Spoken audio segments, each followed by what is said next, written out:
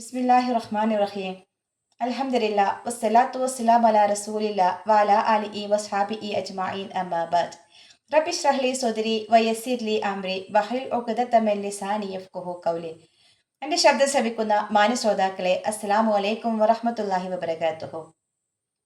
നമുക്കിന്ന് വിശുദ്ധ ഖുർആനിലെ 55-ാമത്തെ അധ്യായമായ സൂറത്ത് റഹ്മാനിലെ ആവർത്തിച്ചു വരുന്ന ആയത്തിനെ കുറിച്ച് മനസ്സിലാക്കാം.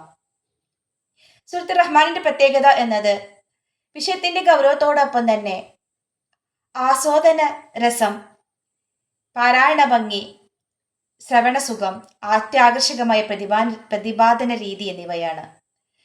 പാരായണവേളയിലും ശ്രവണവേളയിലും രോമാഞ്ചം ഉളവാക്കുന്നതും ഹൃദയത്തിന് നടുക്കം ബാധിക്കുന്നതുമായ ഒരു ആയത്താണ് ഈ 31 പ്രാവശ്യം ആവർത്തിച്ചു വരുന്ന ഫബിഅയ്യി ആലാഇ റബ്ബികുമാ തുകദ്ദിബാൻ എന്നുള്ള ഈ ഒരു വചനം.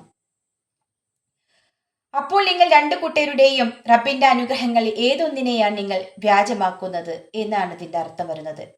മനുഷ്യരെയും ജിന്നിനെയും അഭിമുഖീകരിച്ചുകൊണ്ടാണ് അള്ളാഹു ഈ ഒരു ആയത്ത് പറയുന്നത്.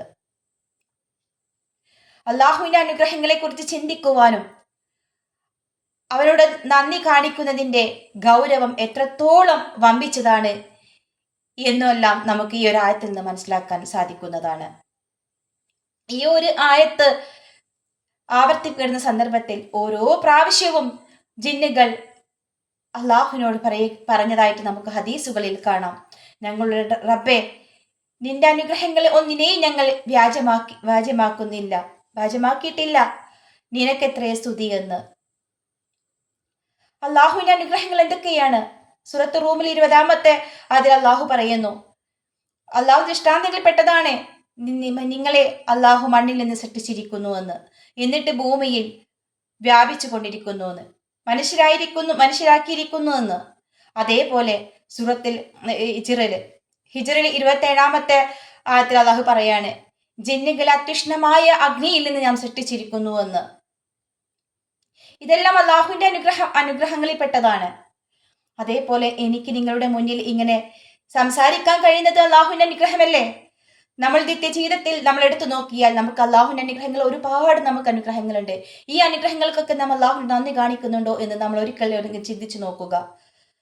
നമ്മുടെ അനുഗ്രഹങ്ങളെ കുറിച്ച് നമുക്ക് തന്നിട്ടുള്ള ഓരോ കണ്ണ്, മൂക്ക്, ചെവി, ഞങ്ങളുടെ ആരോഗ്യം, അങ്ങനെ ഓരോന്നിനെ കുറിച്ച് നമ്മൾക്ക് ബോധമുണ്ടാവണമെങ്കിൽ മെഡിക്കൽ കോളേജ്, ഹോസ്പിറ്റൽ ഒന്ന് നമുക്ക് സന്ദർശിച്ചാൽ തന്നെ നമുക്ക് മതിയാകും. എനിക്ക് എൻ്റെ അനുഭവത്തിന്റെ വെളിച്ചത്തിൽ ഞാൻ പറയുകയാണ്. എൻ്റെ വല്യപ്പാക്ക് ബ്രെയിൻ ട്യൂമർ ആയിരുന്നു. ആ ഒരു അവസരത്തിൽ മെഡിക്കൽ കോളേജ്, ഹോസ്പിറ്റലിൽ ഒരുപാട് കാലം വല്യപ്പാക്ക് കിടന്നിട്ടുണ്ടായിരുന്നു. ആ ഒരു സന്ദർഭത്തിൽ എനിക്ക് അവിടെ ഒരുപാട് തവണ ഞാൻ പോയിട്ടുണ്ടായിരുന്നു. എൻ്റെ മനസ്സിൽ ഇപ്പോഴും നിൽക്കുന്നത് ആ ഒരു വാർഡാണ്. ആ ഒരു വാർഡിൽ ഓരോ രോഗികളും അവര് ഉറക്കമില്ലാതെ ഒന്ന് ഉറങ്ങി കിട്ടിയിരുന്നെങ്കിൽ എന്ന് പറയുന്ന എത്രയോ രോഗികളെ ഞാൻ കണ്ടിട്ടുണ്ട്. അതേപോലെ ഈ വേദന ഒന്ന് മാറിയിരുന്നെങ്കിൽ എന്ന് പറയുന്ന രോഗികളെ ഞാൻ കണ്ടിട്ടുണ്ട്. ഇപ്പോഴും എൻ്റെ മനസ്സിലത് ആ ഒരു രംഗം ഇത് എനിക്ക് പറയാൻ കഴിയുന്നില്ല.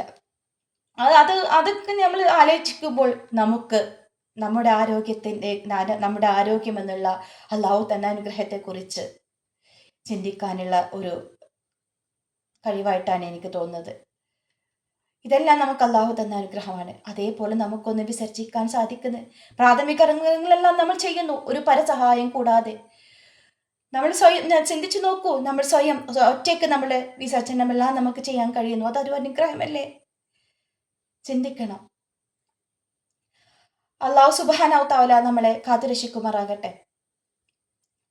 വിശുദ്ധ ഖുർആനിലെ ഇബ്രാഹിമിലെ 7-ാമത്തെ വചനത്തിൽ അള്ളാഹു സുബ്ഹാനഹു തആല പറയുന്നുണ്ട്, നിങ്ങൾ അള്ളാഹുവിനോട് നന്ദി കാണിക്കുന്നവരായി തീരുക എന്ന്.